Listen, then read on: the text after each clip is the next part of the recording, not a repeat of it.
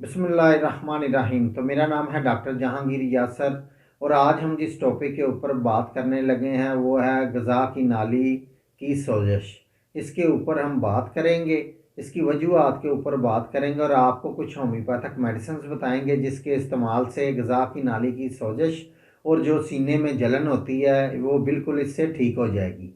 तो वीडियो शुरू करने से पहले अगर आपने मेरे इस चैनल डॉक्टर जहांगीर यासर को सब्सक्राइब नहीं किया तो सब्सक्राइब ज़रूर करें और साथ बेल आइकॉन को भी प्रेस करें ताकि जो मेरी नई आने वाली वीडियोज़ है उसके नोटिफिकेशन आपको मिलते रहें। तो बहुत सारे जो लोग हैं उनको लेटते हुए, रात को लेटते हुए या वो किसी भी वक्त उनको जो सीने में बहुत ज़्यादा जलन होती है, उनकी जो ग़िज़ा की नाली है इसकी सोजिश की वजह से उनको ये जलन होती है और बाज़ दफ़ा उनको बहुत ज़्यादा मतली की और उल्टी की कैफियत भी उनके अंदर होती है और बाज़ दफ़ा उनके मुंह के अंदर खाई पी चीज़ का जायका आता है या खट्टा पानी उनके मुंह के ऊपर आता है। ये सब तेज़ाबियत की वजह से उनके अंदर ये मसला होता है। तकरीबन 10 में से तकरीबन 3 या 4 जो लोग हैं ये इस मर्ज़ का शिकार होते हैं। तो जो ग़िज़ा की नाली की ये सोजिश है तो ये तकरीबन की इसकी 2 किस्म की होती है। एक हाथ होती है, हाथ में ये होता है कि जो ग़िज़ा की नाली की नीचे की तरफ की सोजिश होती है और जो मज़म्मन होती है ये ऊपर की तरफ की सोजिश होती है। तो जो हमारा सीना है यहाँ से जो ग़िज़ा की नाली गुज़रती है, एसोफेगस ये गुज़रती है तो ये जाके डायाफ्राम के ऊपर होती है और जो डायाफ्राम होता है ये जो मैदा होता है हमारा ये डायाफ्राम के नीचे होता है। तो बाज़ दफ़ा हम ऐसी कोई चीज़ खा लेते हैं जिसमें ज़्यादा तेज़ मिर्च मसालेदार या कोई ऐसी चीज़ खा लेते हैं कि हमारे मैदा के अंदर बहुत ज़्यादा तेज़ाबियत होती है। वो तेज़ाबियत जो है ये डायाफ्राम के मुंह से ये अंदर आके तो ये जो एसोफेगस होती है ग़िज़ा की नाली इसके ऊपर ये चढ़ना शुरू कर देती है और ये ग़िज़ा की नाली की सोजिश हो जाती है। तो ग़िज़ा की नाली की जो सोजिश है इसके होने की जो चंद एक वजूहात हैं उसमें ये है कि जो लोग तेज़ मिर्च मसालेदार चीज़ों का इस्तेमाल करते हैं अपनी ग़िज़ा के अंदर, जो चटपटी चीज़ों का इस्तेमाल करते हैं या तली हुई चीज़ों का या बाज़ारी चीज़ों का जो लोग ज़्यादा इस्तेमाल करते हैं,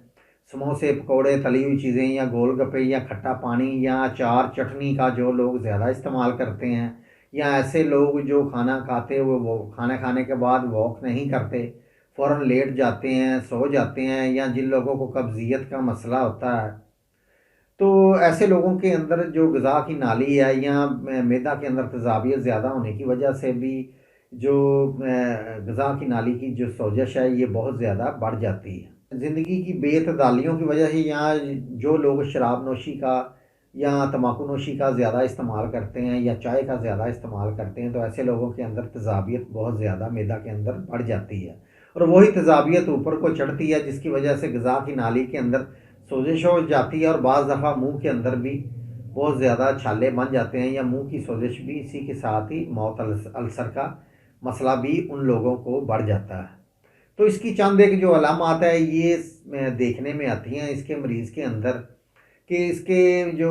सीने में बहुत ज़्यादा जलन होती है। इसका जो मरीज़ है जब ये रात को लेटता है बिस्तरे के ऊपर तो उस वक्त इसको ये ज़्यादा होती है और मतली और उल्टी की कैफियत होती है। बाज़ दफ़ा तो उल्टियाँ भी आना शुरू हो जाती हैं और मतली, दिल ख़राब होता है, अबकाइयाँ आती हैं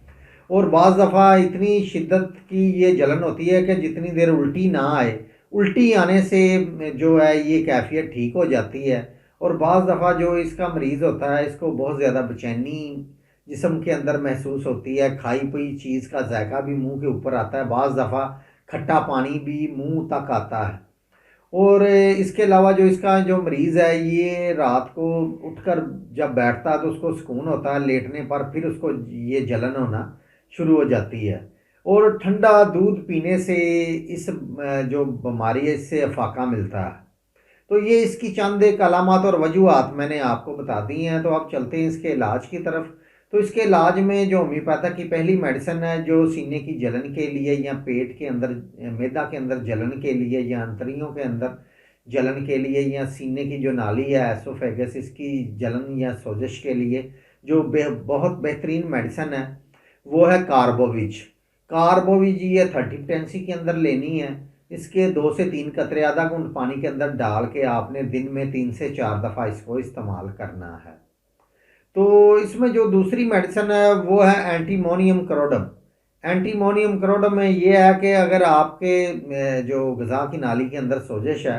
और आपको साथ में आप खाई पी चीज़ का जायका मुंह के ऊपर आता है या खाई पी चीज़ की डकारें आपको आती हैं बहुत ज़्यादा, तो फिर आपने जो मेडिसिन लेनी है वो है एंटीमोनियम क्रोडम। ये 30 पोटेंसी के अंदर लेनी है। इसके आपने 2 से 3 कतरे आधा घूंट पानी के अंदर डाल के दिन में 3 से 4 दफ़ा आपने इसको इस्तेमाल करना है। तो अगर आपके मैदा के अंदर बहुत ज़्यादा तेज़ाबियत है तो जो तीसरी मेडिसिन मैं आपको बताने लगा हूँ, तो आपके जो मैदा के अंदर अगर बहुत ज़्यादा तेज़ाबियत है और जो तेज़ाबी पानी है, खट्टा पानी है, वो मुंह तक आता है रात को लेटे हुए, या आपको खट्टी डकारें आती हैं या मुंह का जायका खट्टा है और आपको साथ में सीना में बहुत ज़्यादा जलन या सोजिश का मसला है, तो फिर आपने जो मेडिसिन लेनी है वो है नेट्रम फॉस। नेट्रम फॉस ये 30 पोटेंसी के अंदर लेनी है। इसकी आपने 2 से 3 कतरे आधा घूंट पानी के अंदर डाल के दिन में 3 से 4 दफ़ा आपने इसको इस्तेमाल करना है।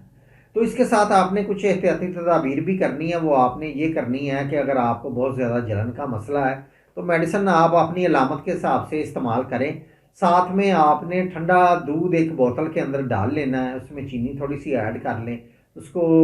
फ्रीज़र के अंदर रख लें। तो सारा दिन थोड़ा थोड़ा आपने घूंट आधा घूंट पीते रहें साथ साथ। तो ये भी ग़िज़ा की नाली की सोजिश के लिए बहुत ही अच्छी है और मैदा की तेज़ाबियत के लिए भी बहुत ही अच्छा है। ये जो दूध का एक टोटका है।